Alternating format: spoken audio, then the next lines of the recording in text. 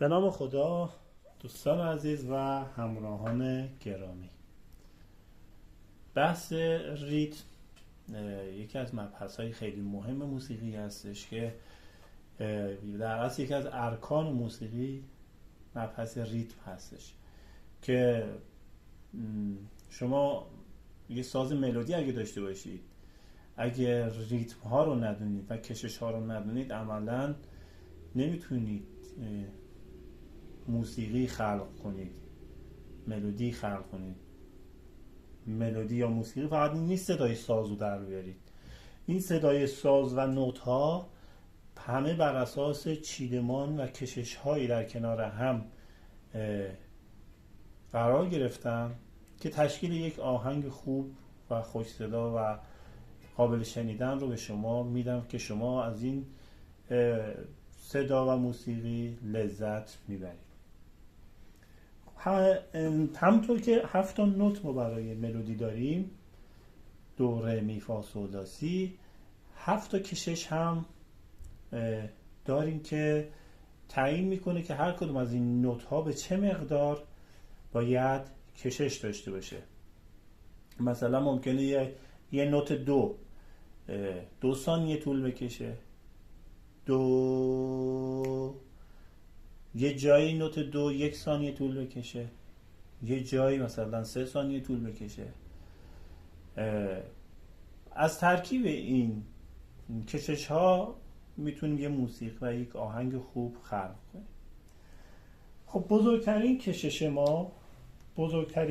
ما گفتیم 7 کشش داریم. بزرگترین کشش ما کشش گرد هستش.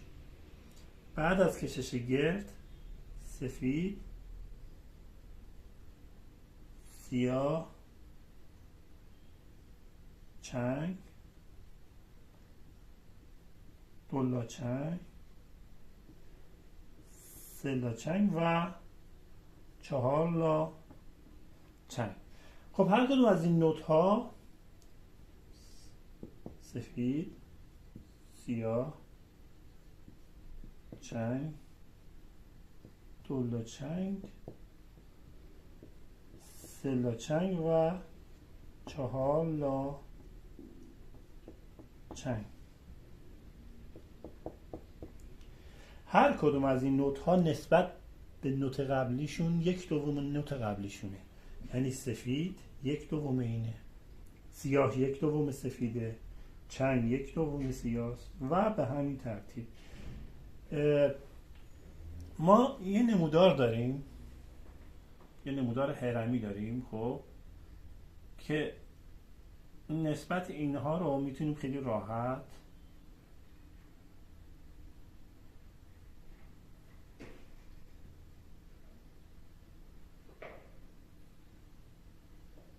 سیاه،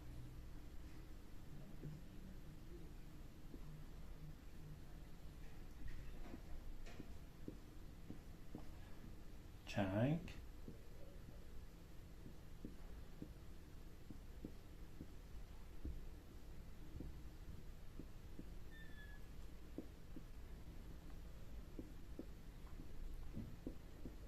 دولاچنگ،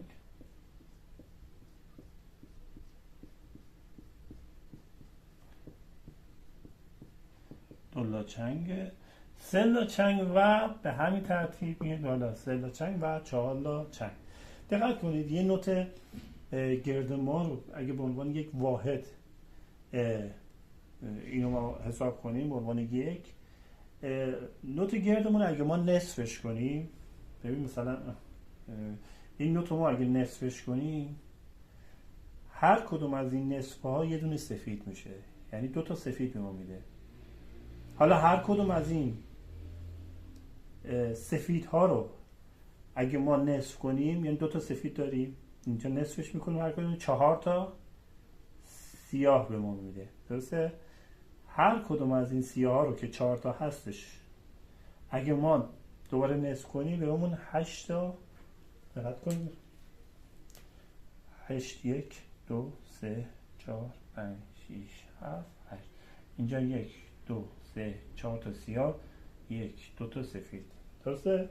به همین ترتیب 1 2 3 4 5 6 7 8 9 10 14 15 16 تا دولا چنگ و به همین ترتیب میایم پایین تا 64 تا.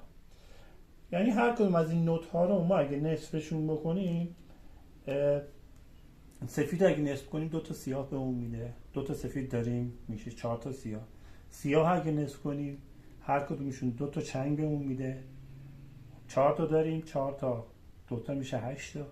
حالا این 8 تا رو هر کدوم دوباره 2 تا نصفشون کنیم میشه 16 تا. خب این میشه نسبت این نمودار هرمی رو به خاطر بسپارید. نسبت این نوت ها به هم دیگه چی میشه؟ ببین الان این هر کدوم از اینا میشه 1/2 نوت گرد.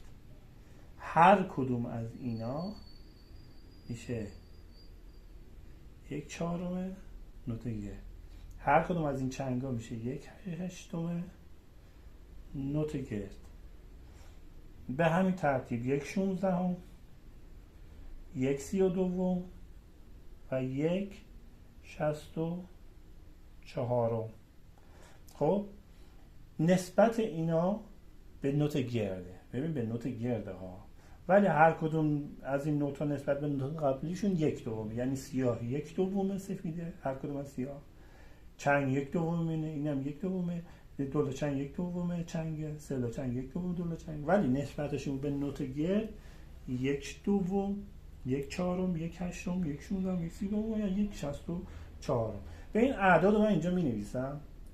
1/2 اولی که 1/2 1/4 1/8 1/16 1/32 و 1/64. خب من اونو پاک میکنم، میریم برای ادامه کار. پس دقت کنید 1/2 اینجا اومد اینجا. منظور هر کدوم از سیاه ها 1/4 گرده، هر چنگ 1/8 گرده، هر دولا چنگ 1/16 و به همین طرح 1/32 و 1/64.